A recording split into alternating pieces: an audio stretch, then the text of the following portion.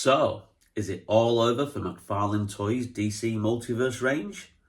We take a look at the situation and analyse the recent statement from Mattel Toys and also what Todd McFarlane recently said at the New York Toy Fair. Stay tuned.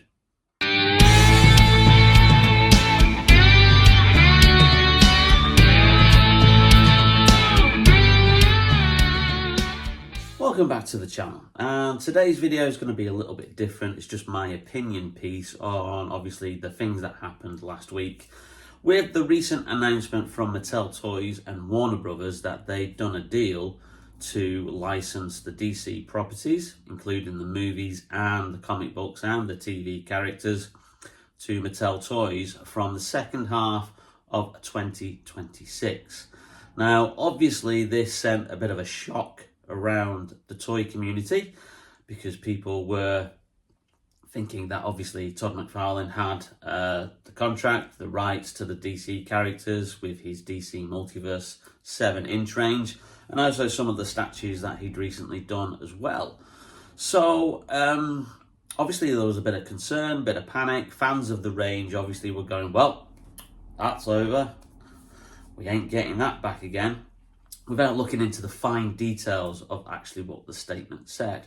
So the statement came out late last week, and it was a joint statement from Warner Brothers Discovery, who obviously own the DC characters and the DC Comics property, and Mattel Toys, who had previously had the DC toy license until they lost it in late 2019 to Todd McFarlane's McFarlane Toys and also to a company called Spin Masters. Now, the statement basically said that we've done a deal to license all the DC properties that are related to DC Comics, and that includes the comics, the movies, the TV, the games, to make toys from all those characters, and that contract starts from the middle of 2026. So that's plain and simple. Now, it didn't say anything else about existing contracts, so we don't really know what's kind of like up in the air at the moment with McFarlane Toys and Spin Masters, and there's a Spin Masters Batman review coming up later today as well, which I will post after I've put this video up. And obviously, you know, the way contracts work is obviously, you know, contracts run until their expiry date, then they're renegotiated in the run up to that expiry date, and they either get extended or the contract cease and the contract then gets taken up by another company. So lots of uncertainty. It doesn't mean that the McFarlane Toys DC Multiverse range is stopping immediately, as Todd McFarlane debuted at the New York Toy Fair this weekend. There's still lots of stuff in the pipeline, still lots of figures planned, still lots of figures obviously to be released, and they've really knocked it out the park recently with some recent releases. And I'm talking about obviously those ones related to the movie Batman vs Superman, two of which that I've reviewed here, and we've got a third one which is Nightmare Batman to review shortly, as well as like legacy characters such as the Christopher Reeve 1978 Superman. You know, and also like modern day stuff. I presume they've probably got, you know, lots of figures due to come out for the James Gunn Superman movie, which is out this July, later on in this year, 2025, if you're watching this in the future. But Todd McFarlane was, you know, optimistic, and he did a review with a YouTube channel called Adventures in Collecting. And obviously the first thing that they asked him was that thorny question, is it all over? And this is just a little bit of a edited highlight of his response. Here's what I'll say, because there's still a lot of details to be ironed out, and we'll see how it goes. Is, you know, we're still doing it. We're going to be doing it till our contract runs out. It's not like people are acting like the contract's over this week. No, it's not true. We still got a long runway before it gets there. But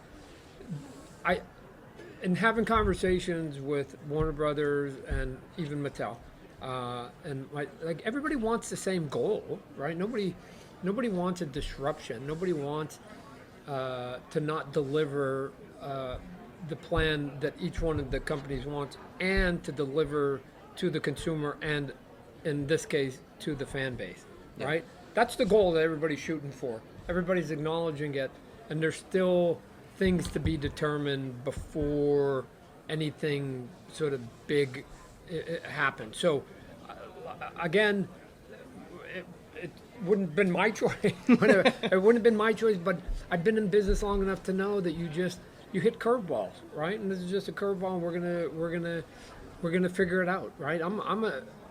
Myself personally and my company, we're just survivors, right? We now, this is our 31st toy fair, and we have had ebbs and flows the whole way, and we're still here, right? We're like, it'll work, and we're gonna be in the DC business.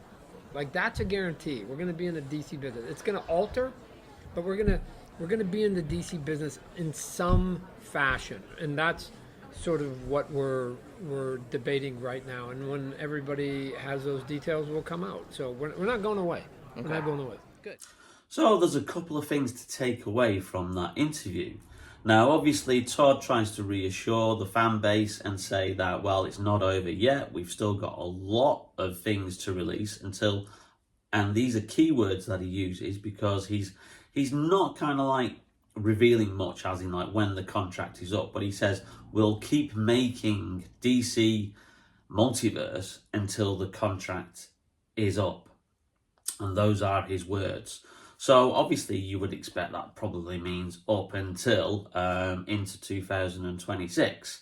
But the key points he also then says after that is that he's still talking to Warner Brothers, and he's also talking to Mattel Toys.